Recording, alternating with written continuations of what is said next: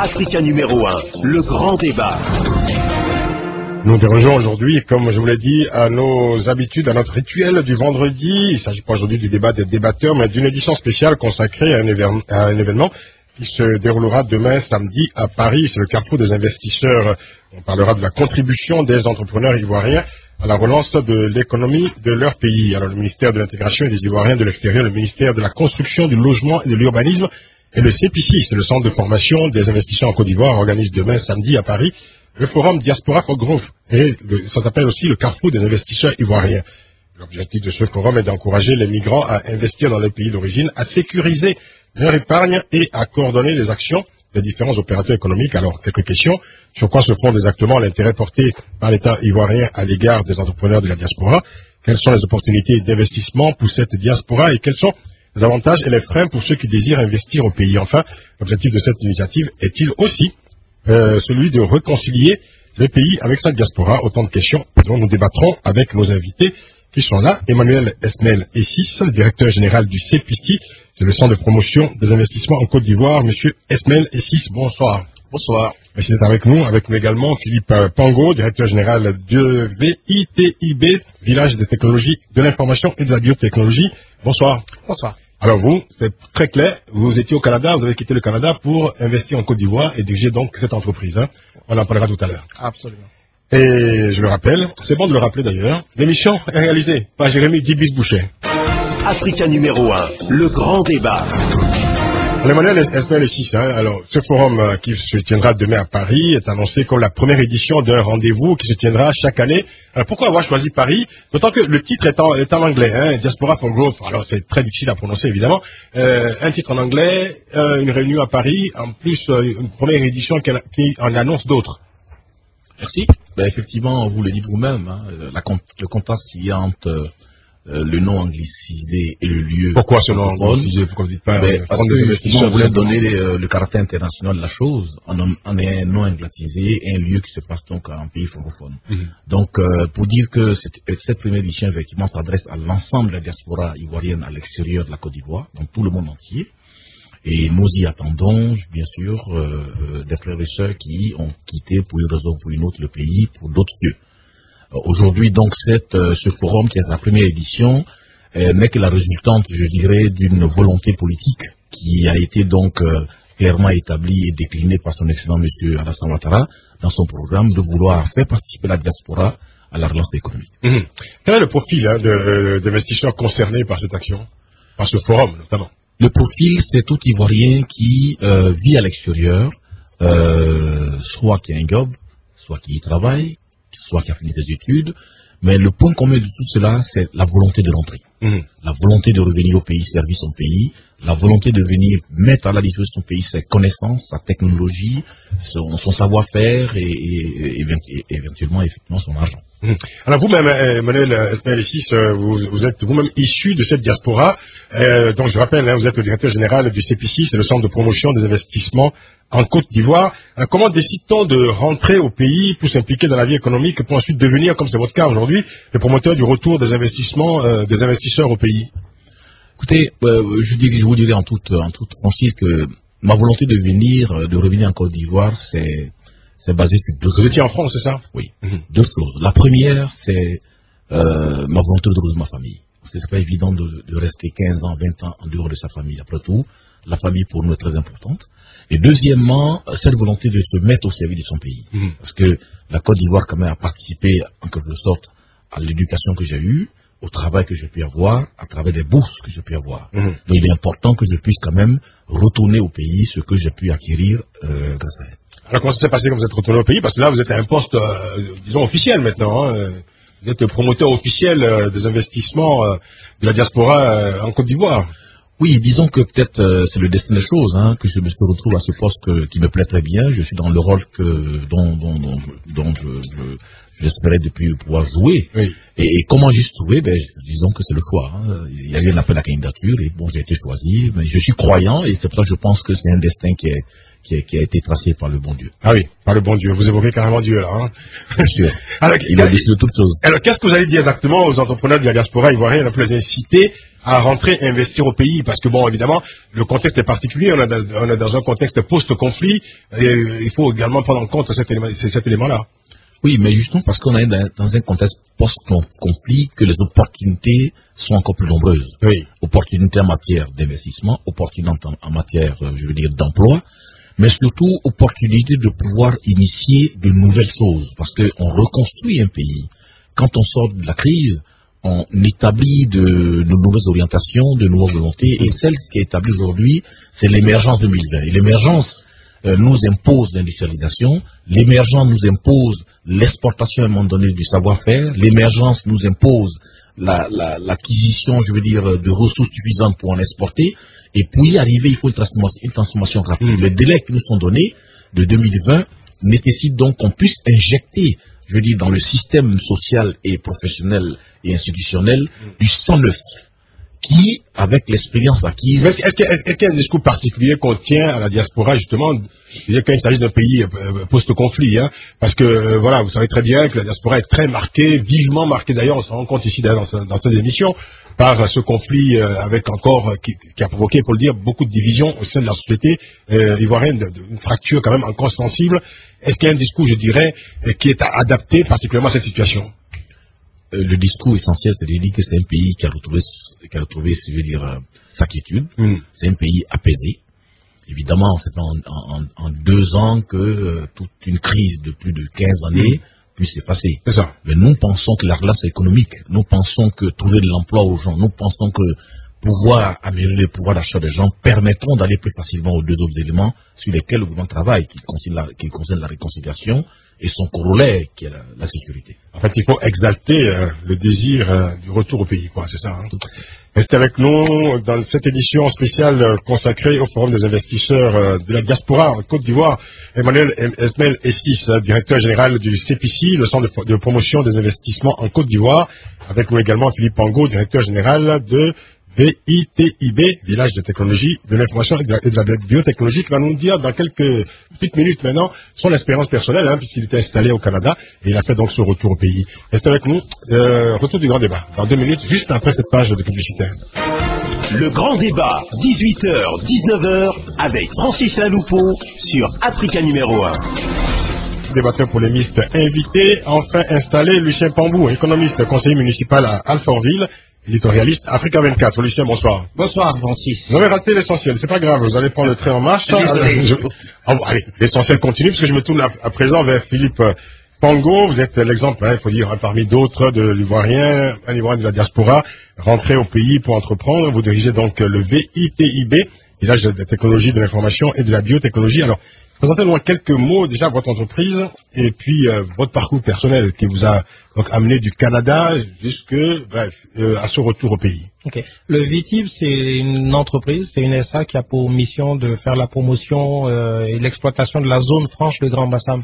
C'est une zone franche, une zone économique spécialisée, à peu près une demi-heure d'Abidjan, à Grand Bassam en bordure de mer, qui accueille des entreprises dans le domaine des TIC, technologie de l'information et de la communication, et de la biotechnologie. Notre mission, c'est tout simplement de récréer un genre de Silicon Valley à une demi-heure d'Abidjan et par un mécanisme d'avantages fiscaux et douaniers, d'intéresser des entreprises d'un peu partout, de se délocaliser en Côte d'Ivoire. Vous en êtes où actuellement? Le projet a un peu tardé à prendre forme. Aujourd'hui, nous avons une quinzaine d'entreprises qui sont en opération. Nous avons de grands projets. Nous avons 180 hectares de terre qui seront viabilisés très bientôt, de sorte que n'importe quelle multinationale qui désire se délocaliser là-bas, on leur donne la terre disponible et puis elle bénéficie immédiatement des avantages fiscaux et douaniers. Donc, vous allez participer à ce forum donc, qui se tient demain à Paris, je le précise. On aura des renseignements plus précis peut-être en fin d'émission. Alors, donc, vous êtes venu, si j'ose dire, hein, dans les valises de Esmel Emmanuel Essis. Hein, c'est lui qui vous montre un peu comme élément d'attraction pour les membres de la diaspora qui aimeraient retourner au pays. Oui, exactement. Et moi, je viens pour partager. Vous l'assumez pleinement. Oui. Oui. Avec le sourire d'ailleurs. Hein. Ah oui, absolument, absolument. Il y a 10 mois de cela que je suis rentré, j'étais au Canada, lorsque j'ai appris que le VITIB cherchait un directeur général. Et bon, j'ai rempli les formulaires comme tout autre parce que, comme il l'a dit précédemment, j'avais au fond de moi, depuis 20 ans que je vivais au Canada, j'avais ce profond désir de rentrer un de ces quatre et puis contribuer à l'histoire de mon pays, quoi. Le pays qui m'a fait faire mes études jusqu'à ma maîtrise à Abidjan sans que j'ai à dépenser le moins de sous, qui m'a donné une bourse pour faire mon PhD en télécommunication à Montréal et ainsi de suite. Donc j'ai toujours eu au fond de moi cette profonde conviction que j'ai une dette envers mon pays. Bon, il fallait attendre le bon moment, il fallait attendre la bonne opportunité et tout cela. Donc, je pense que graduellement l'opportunité s'est dessinée et j'ai pas hésité. Et les investissements, les fameux investissements, comment les avez-vous obtenus? Voilà, parce qu'il faut bien avoir l'argent quelque part pour ensuite investir précisément dans une entreprise. Bon, moi, je ne vous avez suis été pas aidé par les autorités ivoiriennes? Non, je ne suis pas arrivé, ça c'est peut-être qu'il faudrait nuancer, je ne suis pas arrivé en tant qu'investisseur. Oui. Je suis arrivé par un appel à candidature qui cherchait un directeur général pour l'entreprise. D'accord. Donc je ne suis pas un investisseur dans l'entreprise, je suis arrivé pour y exercer en tant que directeur force général. de travail. Ou en tant que force de travail. D'accord. Maintenant mon rôle c'est d'attirer les investisseurs sur place.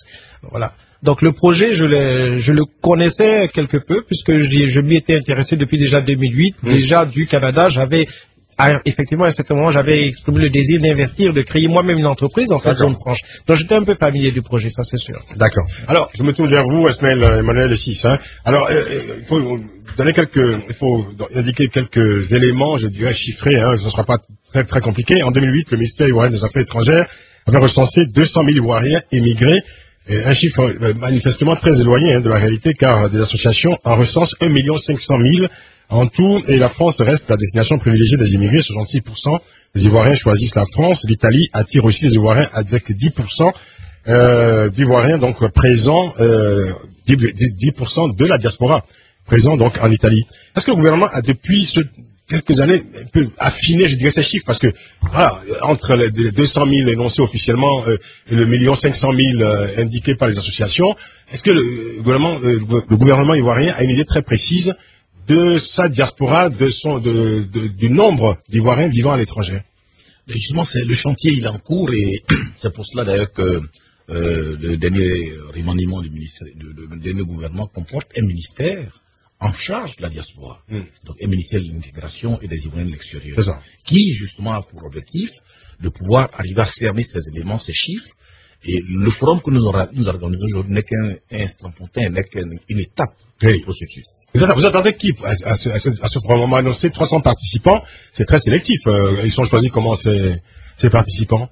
Bon, nous avons ouvert donc la participation, l'inscription sur le net. Oui. Et donc c'est la seule manière d'inscription, avec une sélection par ordre d'arrivée. Vous êtes très attaché, vous d'ailleurs, à Internet. C'est pour vous un outil privilégié pour justement communiquer avec la diaspora. On voyage le monde aujourd'hui. Oui. On voyage le monde avec Internet. Donc c'est l'outil le plus répandu aujourd'hui avec les réseaux sociaux pour permettre de pouvoir passer des messages. Et c'est dans ce sens-là que notre conseiller en communication, Global View, a eu donc à utiliser tous ces secteurs pour pouvoir pénétrer l'information. Donc on a voulu, je veux dire, une diaspora représentative, je ne dirais pas sélective, mais représentative de cette couche d'Ivoiriens qui souhaitent revenir en Côte d'Ivoire pour y investir, y travailler ou s'y installer. Alors revenons aux chiffres. Donc pour l'instant, donc vous me dites le ministère de l'intégration africaine et des Ivoiriens de l'extérieur, donc dirigé par Ali Koulibaly, donc est en train d'affiner les chiffres. En fait, je veux dire, là aussi, il y a une reconstruction à faire, c'est-à-dire qu'il faut que la Côte d'Ivoire intègre à nouveau, je veux dire, dans cette donnée nationale, la réalité de la diaspora. Mais est-ce que vous tenez compte de la sociologie de cette diaspora? Parce que c'est pas parce que on est issu du même pays qu'on a forcément des comportements uniformes basés sur les mêmes règles sociologiques. Dans un pays, en France, il y a des diasporas ivoiriennes, il n'y a pas une diaspora ivoirienne. Mais justement, oui, c'est ce brassage culturel et sociologique qui va nous aider en Côte d'Ivoire à avancer. C'est ce que nous recherchons. Nous voulons justement cette diversité qui vient en Côte d'Ivoire, partager cela avec leurs frères qui y sont restés, de sorte à pouvoir avancer plus vite, je veux dire, dans nos développements. C'est ça. C'est là l'objectif. On va écouter l'auditeur qui nous appelle. Prenez vos casques. On va écouter M. Silla qui va nous apporter sa contribution dans ce grand débat. Silla, bonsoir. Bonsoir. Je voudrais,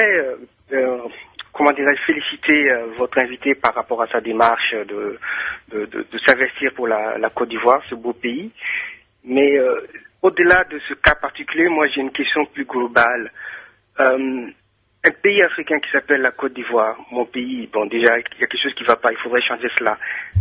Qui a une monnaie qui s'appelle le franc des colonies françaises d'Afrique, le CFA, qui donne à chaque année 50 à 60% de ses excédents au niveau des ventes de ces matières et autres, matières premières et autres à la France qui les donne, parce que cet argent-là qui est donné à la France ne sera jamais récupéré par aucun des pays de cette zone CFA, etc. Donc je peux multiplier les exemples comme ça. D'accord. Est-ce que vous trouvez normal, est-ce que vous pensez sincèrement que des pays qui sont dans cette situation-là vont un jour se développer? Et j'aimerais terminer par être plus précis.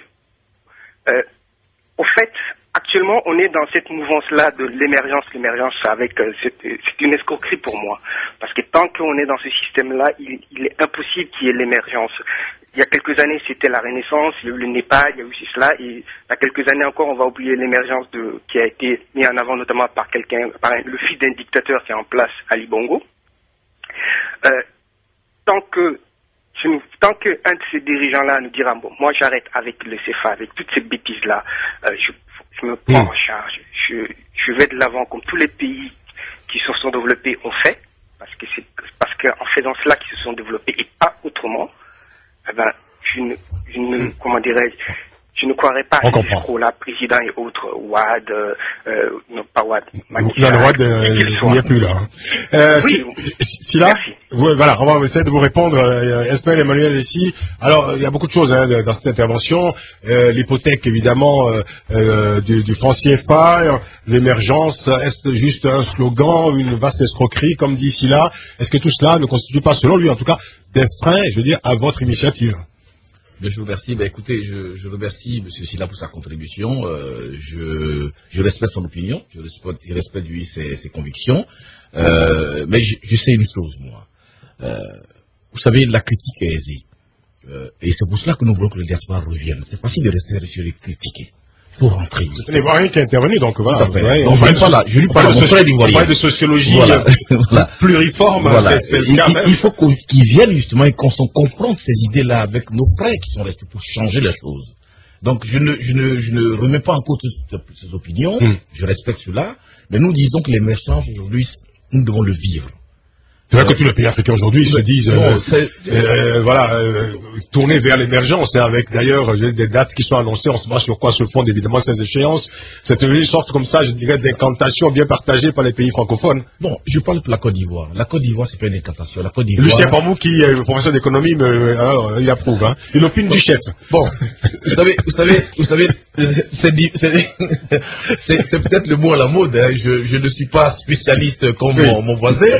Mais ce que je veux dire, c'est que l'émergence dont nous parlons en Côte d'Ivoire découle d'une démarche, d'abord de volonté politique et ensuite d'une stratégie qui a été déclinée en action à travers le plan national. C'est l'objectif en fait, tout simplement. Voilà. Donc je ne le vois pas tellement en termes de slogan, mais je le vois plutôt en termes d'objectif, de pouvoir amener l'économie ivoirienne. Parce que la différence avec les pays qu'on considère aujourd'hui qu'on appelle les pays émergents, c'est que ces pays ne se sont pas levés un jour pour dire nous allons devenir émergents dans 10 ans, 15 ans. On a constaté à un moment donné qu'ils étaient devenus effectivement, qu'ils occupaient cette place-là qu'on appelle aujourd'hui l'émergence. Encore faut-il définir précisément ce que ça veut dire, hein, parce que être émergent, c'est pas très bien ce que c'est, parce qu'on émerge, mais il y a un moment où il faut arrêter d'émerger également. À quel moment on devient tout simplement un pays, une puissance économique, quoi. C'est le cas de la Chine, qui n'est pas à proprement parler un pays émergent, c'est une puissance économique tout simplement. Mon cher Philippe Pango. Oui, moi je voudrais répondre un peu différemment sous un autre angle. L'angle du businessman, parce que moi, mon business, c'est d'attirer des business, de créer des emplois dans une zone franche, ok? Oui. Vous voulez créer un business. Emmanuel ici, c'est un animateur, celui qui vous pousse. Voilà, je veux dire, le businessman, il y a des questions qui doivent se poser, mais aussi des questions qui ne doivent pas se poser. Oui. Je dis, pourquoi laisser son intellect se faire intoxiquer lorsque vous avez écrit votre business plan, il est rentable pour la plateforme d'Abidjan, mais vous y allez, point final, quoi. La politique a d'autres, le business a d'autres. C'est un peu ça, je voudrais recentrer un peu le débat. Je veux dire, Monsieur Silla a ses opinions, moi j'ai les miennes, et puis les miennes ne sont pas, alors là pas du tout. Non, mais il sollicitait les vôtres justement. Oui, justement. Et je veux dire, il faut savoir de quoi il s'agit ici. Il s'agit de parler du cas de l'Ivoirien de la diaspora qui a peut-être dans ses mains un projet pour son pays. Quoi qu'il arrive au franc CFA ou quoi que ce soit, ça ne change rien à la qualité du projet qu'il a dans son ça ne change rien au nombre d'emplois qu'il pourra potentiellement créer. Je veux dire, à d'autres le rôle de régler certaines questions nationales et à d'autres le rôle de devenir des entrepreneurs dans leur pays. Je veux dire, on va pas se laisser intoxiquer, se laisser freiner par des considérations politiques. Moi, quand j'ai rempli le formulaire pour poser ma candidature en tant que directeur général du VITIV, j'ai écrit noir sur blanc, je suis apolitique, je vais le rester apolitique et je ne servirai les intérêts ni d'un individu, ni d'un groupe d'individus, encore moins d'un parti politique, et cela est pour moi non négociable. J'ai écrit non négociable en gras et souligné. Voilà. Mais aujourd'hui, il se trouve qu'ils m'ont accepté, ils m'ont dit, mais viens nous aider dans cette entreprise. Je veux dire, si vous vous mettez des freins à partir de votre confort ici en Hexagone et que par la vision que vous avez de ce que devrait être l'économie ivoirienne ou de ce que devrait être votre pays, et à cause de cela, vous ne faites pas le mouvement vers votre pays, mais vous allez volontairement vous fermer des portes. Vous avez un projet, il est bon, les opportunités sont là, vous avez des partenaires potentiels, vous avez un réseau, un carnet d'adresses assez fourni ici, utilisez-le. Utilisez le point final. C'est très clair, la contribution des entrepreneurs ivoiriens à la relance de l'économie de leur pays. Nous en parlons dans ce grand débat jusqu'à 19h. Et c'est en direct. Restez avec nous. Jusqu'à 19h, le grand débat avec Francis Laloupeau sur Africa numéro 1. Édition spéciale consacrée à ce forum qui se tiendra demain à Paris, le carrefour des investisseurs à l'initiative du CPC, c'est le Centre de promotion des investissements en Côte d'Ivoire, dont nous recevons d'ailleurs le directeur général Esmaël Emmanuel Essis, en compagnie de Philippe Pango, directeur général de VITIB, Village des technologies de l'information et de la biotechnologie. Nous avons été rejoints également par Jean Gouda, qui va nous apporter son témoignage. Il est cadre ivoirien vivant à Paris. Bonsoir. Bonsoir. Merci d'être avec nous. Et notre débatteur polémiste, Lucien Pambou. Et nos amis sur facebook.com/le grand débat. Marc Ossou qui vous envoie une question, Esmaël Emmanuel Essis, je vous lis la question, et on vous salue également Marc Ossou, qui nous écrit du Canada, il faut le préciser. Quelle assurance vous donnez, c'est la question de Marc Ossou, aux probables investisseurs qui veulent rentrer au pays, que peuvent-ils faire contre les lourdeurs administratives et surtout la corruption dans nos pays? C'est grosso modo le climat des affaires dont vous nous parlerez, j'espère quand même, Esmaël Emmanuel Essis. Mais je me tourne vers vous, Jean Gouda, que vous avez rejoint, vous êtes cadre ivoirien, vous résidez en France. Depuis combien d'années vous vivez en France? Depuis toujours. Monsieur. Depuis toujours. Vous êtes né en France en fait? Oui. Ah oui, d'accord. Qu'est-ce que vous attendez de ce forum? Parce que si vous êtes déplacé, c'est que cet appel aux investisseurs de la diaspora vous interpelle. Oui, cet événement m'interpelle dans plusieurs sens, effectivement. J'attends, en fait, de cet événement beaucoup de réponses, en fait, à la fois sur la Côte d'Ivoire, précisément, et peut-être par la suite, effectivement, si on englobe toute la sous-région, attendre, de savoir qu'est-ce que la Côte d'Ivoire, aujourd'hui, va mettre comme cadre à la fois juridique, économique et d'autres facteurs, pour attirer donc les jeunes qui souhaitent investir et revenir apporter leurs compétences en fait dans leur pays d'origine. Vous avez un projet précis, vous? Beaucoup de projets. Beaucoup. Et depuis fort longtemps. Et donc certains en fait de mes anciens camarades de promo ou des choses comme ça rêvent effectivement de pouvoir retourner et construire quelque chose donc dans quel domaine par exemple? L'informatique. Retournez-vous vers Philippe Pango. Philippe Pango qui est en train d'installer Silicon Valley en Côte d'Ivoire, vous pourriez travailler ensemble. Je suis tout. On va peut-être régler un contrat ici ce soir, ça va peut-être se faire. Alors, le climat des affaires, mon cher Essis. Le climat des affaires, on y travaille. Vous savez, la stratégie qui a été mise en place, je vous ai dit que le plan national de développement, qui va à l'émergence de la Côte d'Ivoire, donne une place très importante au secteur privé. 60% de l'investissement venant de ce plan de développement devrait venir du secteur privé. Et par conséquent, le gouvernement considère que l'amélioration du climat des affaires devrait constituer une priorité pour permettre à ce secteur privé d'y exercer avec toutes les assurances, comme le dit notre cher ami. Donc, mais l'environnement des affaires, ça ne se décrète pas. Ça se construit. Ça s'améliore. Donc, nous avons commencé un processus depuis l'année dernière. Les institutions se mettent en place. On a eu le tribunal de commerce qui est en place. On a une unité de lutte contre la raquette qui est en place. Nous avons une autorité de régulation des marchés publics qui est en place. Nous avons le CPC qui a un guichet unique qui reçoit en un seul lieu l'investisseur pour l'informer, créer son entreprise en 48 heures, lui donner le bénéfice du code d'investissement en 21 jours, l'aider à avoir un terrain industriel et d'autres services qui vont s'y attacher.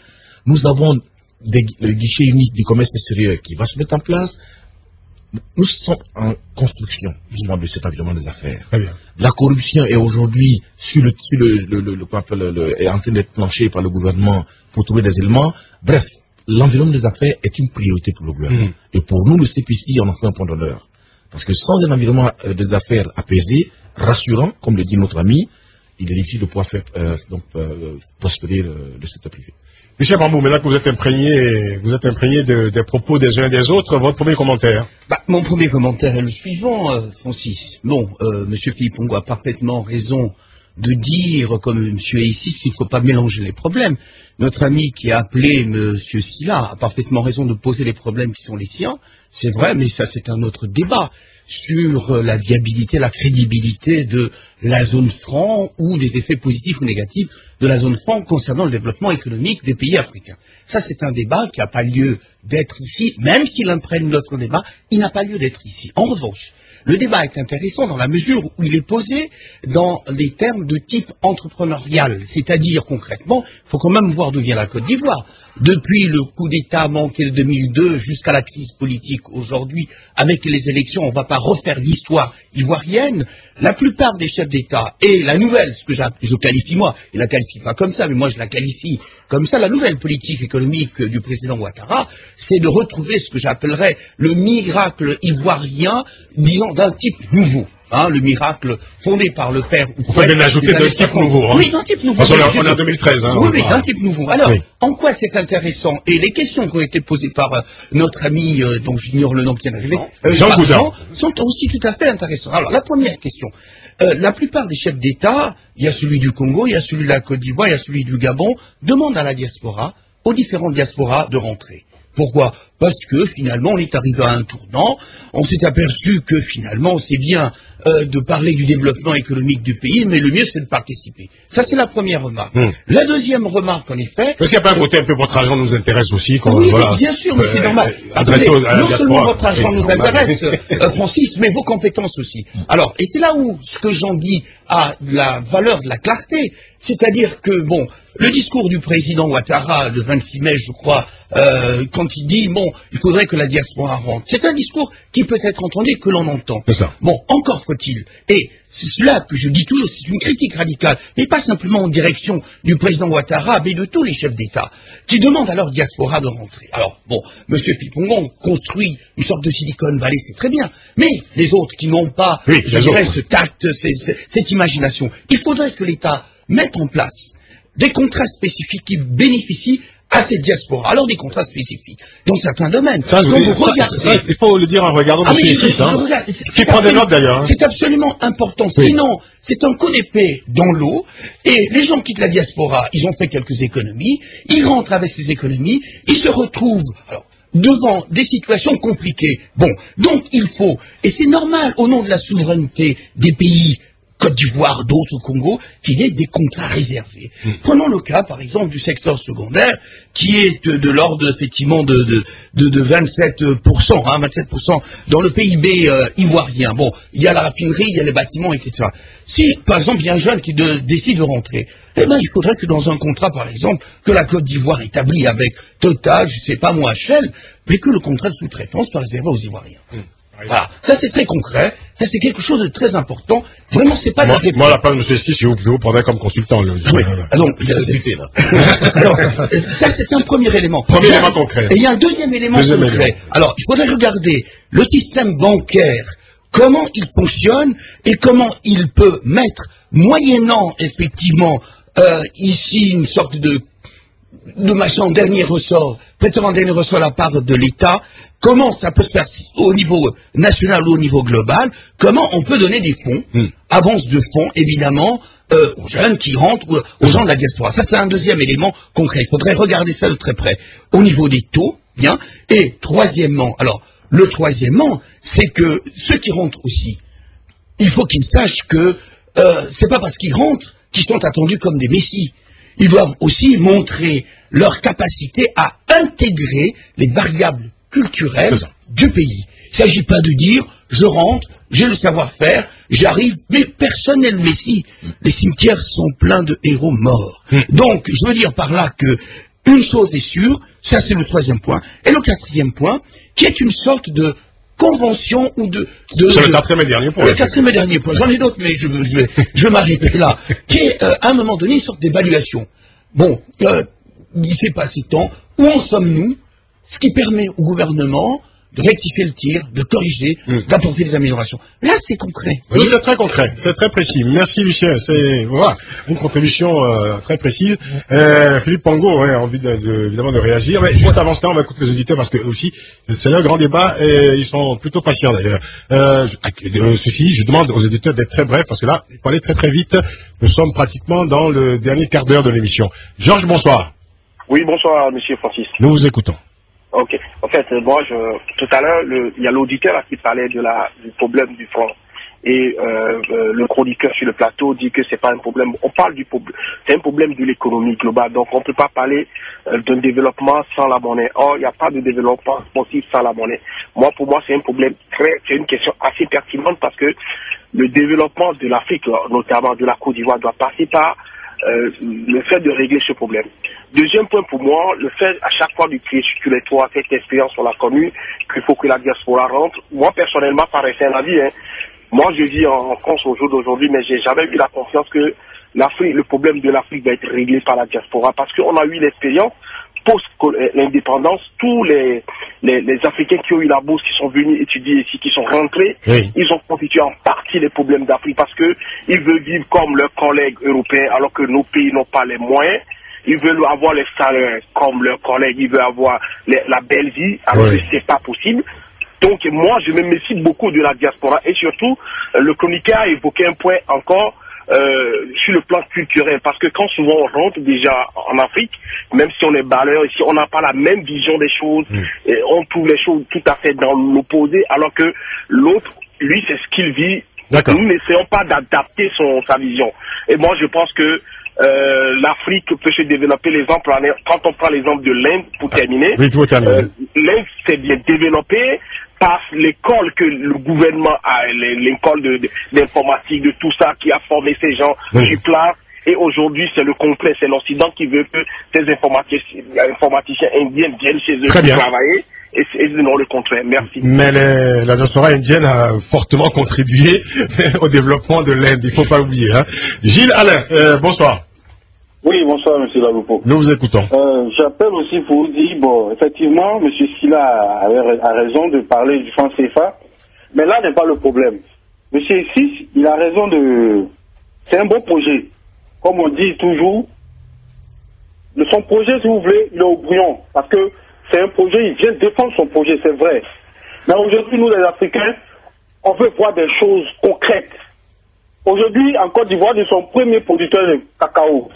On n'a même pas d'industrie pour transformer nos cacao. Pourquoi? On veut voir aujourd'hui une industrie. Pourquoi pas nous, Africains, pourquoi on ne peut pas avoir une marque de véhicules?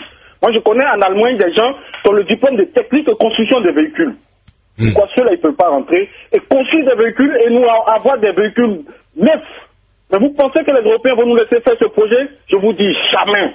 Il faudrait que nous, les Africains, on se lève et on enlève notre bras pour qu'on puisse aller de l'avant. Sinon, tout ce qu'ils sont en train de dire, c'est bon. Mais si nous, les Africains, on n'a pas de volonté, on n'y arrivera point. Ok. Merci. Merci à vous. Alors, réaction de Jean Goudin. Moi, je voudrais répondre donc aux auditeurs, en fait, aux deux personnes qui viennent d'appeler. J'ai un peu moins de 40 ans aujourd'hui, donc je suis jeune. Voilà, je suis africain de cœur, etc. Donc même si j'ai passé toute ma vie ici. Alors, je regrette un peu d'entendre ce genre de propos, simplement parce que il faut bien commencer quelque part. Et donc, c'est très important que la diaspora se rende compte qu'un jour, il faut poser donc la première pierre, donc et aller de l'avant quelque part. Se dire que ce projet-là de la CPC est très intéressant d'une part, parce que c'est le premier forum qu'on organise, et c'est pour nous donner donc un élan quelque part. Et si on revient sans arrêt effectivement sur l'historique ou sur l'histoire, en disant effectivement, donc en étant très négatif, en disant qu'on ne peut pas avancer à cause de telle ou telle chose, on n'avancera jamais. Donc tant qu'on n'est pas positif dans cet élan, et tant qu'on se lève pas en disant, on va commencer par le faire, parce que la Chine et l'Inde, ils sont pas arrivés là en étant spectateur en fait de ce qui se passe dans le monde quelque part. Il faut qu'on participe donc aux élans, peu importe ce que ça donnera dans le futur, mais je pense quelque part il faut qu'on participe à cet élan et que la diaspora effectivement, les ingénieurs effectivement sur l'automobile, on a des ingénieurs qui travaillent en Allemagne, qui travaillent en France, mais il faudrait qu'ils puissent apporter leurs connaissances dans notre pays. Pour qu'on parle de fabriquer un véhicule, il faut déjà qu'on ait les compétences et donc que certaines personnes aient envie d'y retourner et de s'investir dans de tels projets. Jean Gouda, cadre ivoirien vivant en France, né en France d'ailleurs, hein. On retiendra de votre propos qu'il faut cesser d'être le spectateur de sa propre histoire. Exactement. Hein, on va marquer une pause, hein, on écoutera, et on fera un tour des tables, hein, on écoutera Philippe Angot, hein, qui est un peu en déficit de parole là, et puis évidemment Esmaël Emmanuel et 6, et on passera ensuite aux conclusions. Restez avec nous, à tout de suite. Le grand débat de 18h jusqu'à 19h avec Francis Saint-Loupo sur Africa numéro 1. La contribution des entrepreneurs ivoiriens à la relance de l'économie ivoirienne. Nous en parlons à l'occasion de l'organisation d'un forum, hein, ce sera demain donc à Paris, qui va se dérouler où exactement, Esmaël Emmanuel ici? À l'hôtel Shangri-La. Oui. Alors évidemment, tout le monde n'est pas convié. Voilà, on a précisé, il y avait 300 invités, c'est porte close, hein, ça se passe à huis clos. Hein. Malheureusement pour cette première édition. Oui. Voilà, comment sera informé par la suite? Il y a un site internet, il va y avoir une communication vers l'extérieur. Il faut continuer à s'inscrire, oui, parce que nous voulons construire une base de données. Et comme je le disais tout à l'heure à mon voisin, justement, on veut faire une dynamique. Ce n'est pas un forum pour faire un forum. De ce forum va naître une plateforme, va naître un plan d'action, qui va permettre de suivre tous ceux qui, même n'ayant pas assisté au forum, s'ils sont inscrits, chacun aura la réponse et aura la plateforme pour s'exprimer. D'accord. Il y aura également un livre blanc, hein, un livre blanc de la diaspora, qui sera un peu la Bible, hein, de l'ivoirien de la diaspora, investisseur potentiel. Il y a également prévision aussi, hein, création d'un compte d'épargne développement, m'a-t-on dit, qui sera exclusivement réservé aux Ivoiriens de l'extérieur. Alors, donc je disais à mon voisin que tout ce qu'il a énoncé, justement, nous partons à des propositions maintenant, déjà, que nous voulons partager à nos frères. Le problème de l'investissement, il est lié au problème de financement. Donc, nous voulons proposer à la diaspora la création d'un fonds d'investissement. C'est ça. Voilà, un fonds d'investissement de la diaspora qui les aiderait pour financer les initiatives. Donc, mais par contre, je voulais bien profiter de... Non, pas encore. On va écouter Philippe Angot.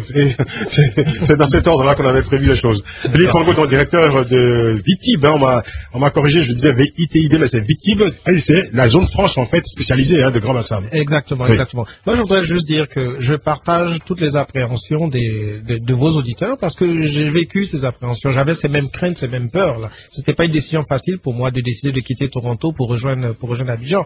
Mais je veux dire, après avoir fait ce choix aujourd'hui, moi je suis aux premières loges pour voir ce flux de nouveaux investisseurs qui arrivent. Avant moi, la taille moyenne d'une entreprise dans cette zone franche, c'était quoi, un chiffre d'affaires de peut-être 600 millions. Aujourd'hui, j'accueille des entreprises qui font 1 milliard, 2 milliards de chiffre d'affaires. Donc, ce regain économique de la Côte d'Ivoire, je suis aux premières loges pour le voir. Et on voit des entreprises qui viennent de l'extérieur qui s'installent, de Tunisie qui viennent s'installer. Pourquoi ce serait pas nos propres concitoyens qui, eux, ont un réseau, ont des partenaires déjà installés, qui travaillent, qui suent tous les jours à travailler pour des entreprises d'ici? Pourquoi ce ne serait pas celle-là qui ferait le pont en notre zone franche, en notre pays de manière générale, et ses partenaires potentiels qui sont ici à l'Occident? Nous, on note, quelle que soit la stratégie de communication qu'on va faire, on ne peut pas toucher tout le monde.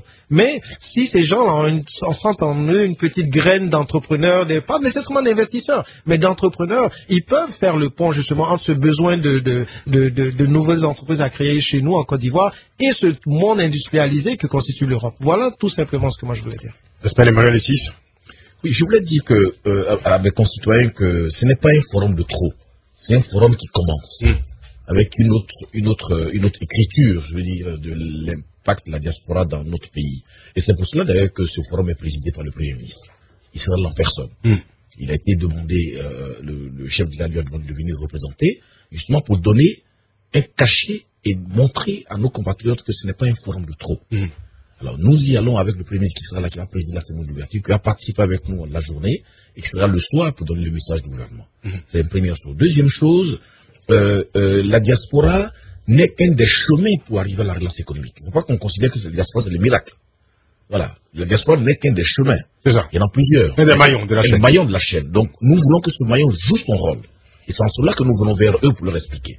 On fait beaucoup de missions auprès des investisseurs étrangers. Il n'y a pas de raison qu'auprès de nos frères, on ne vient pas aussi leur dire, Attention, vous avez aussi votre rôle à jouer. Troisième élément, qu'on arrête les débats. Aujourd'hui, que faire? Je vis en France depuis 5 ans, depuis 10 ans, depuis 20 ans. Que faire pour que demain j'ai une maison? Ne serait-ce que ça. Ne serait-ce que ça. Que faire pour que ma famille en France, même si je suis en Côte d'Ivoire, vive mieux? Voilà, posons-nous ces 5 questions. Laissons le temps au temps. Les jours viendra où nous allons poser ces problèmes et les débattre. Et vous l'avez souligné vous-même, l'Inde, dont a pris l'exemple tout à l'heure de notre compatriote, c'est aussi devenu à cause de la diaspora. Parce qu'ils ont mis l'éducation, c'est vrai, mais ils ont éduqué les gens, ils les ont envoyés à l'extérieur et ils sont venus contribuer après le développement. Tout à fait. Les dernières choses, l'objectif que nous poursuivons à travers ce forum, c'est à la fin de ce forum d'aller dire à l'État, écoutez, vous nous avez envoyé, voilà ce que la diaspora nous dit. Voilà leurs problèmes, voilà leurs appréhensions, voilà le plan d'action, voilà leurs propositions. Arrêtons la critique. Proposons. Nous allons mettre cela sur la table du gouvernement. Et pour les 2 ans de l'expérience que je travaille le gouvernement, je peux vous dire que les problèmes sont posés, les solutions sont proposées, l'action suit, la décision suit. Qu'ils nous fassent confiance. Et dernière chose, je dirais que aujourd'hui, il y a un qui a dit, oui, les projets, oui. J'attends des Ivoiriens avec des projets. J'attends, on a un guichet, et qu'il n'y ait pas de satisfaction. Alors nous revenons sur ce plateau pour parler. Très bien. J'attends que les Ivoiriens viennent avec des projets montés. Je ne dis pas que j'ai de l'argent, je ne dis pas que j'ai des finances. On prend rendez-vous dans un an. Dans un an, on fait le bilan d'étape. Qui viennent en Côte d'Ivoire, qui viennent nous voir, avec des projets bancables, avec des projets qui sont, nous allons leur assister à cela. S'il faut qu'on aille voir l'État pour leur demander un cadre particulier, on est prêt à débattre, mais arrêtons de rester dans nos salons et d'avoir toutes les appréhensions. Michel Pambou. Oui. Difficile, de faire la synthèse sur un sujet aussi intéressant et aussi impressionnant. Oui, c'est ça que c'est aussi peut-être un forum comme celui-là, c'est de recréer le lien, justement, entre le pays d'origine et la diaspora. Et cette relation de la diaspora avec les pays d'origine, c'est une relation d'amour-rejet. L'amour parce que nous sommes tous issus de quelque part et que, comme enfants, nous critiquons toujours nos parents, mais nous aimons bien nos parents. Le rejet parce qu'il y a une sorte pas d'indifférence, une sorte d'inquiétude, des tensions. Donc, aux gouvernants et au gouvernement d'apaiser ces tensions de rassurer aussi. Et de rassurer, de rendre la situation possible. Il faut féliciter, en fait, l'économiste Alassane Ouattara, qui a compris, en effet, peut-être qu'il reprend quelque part le miracle ivoirien du père Houphouët,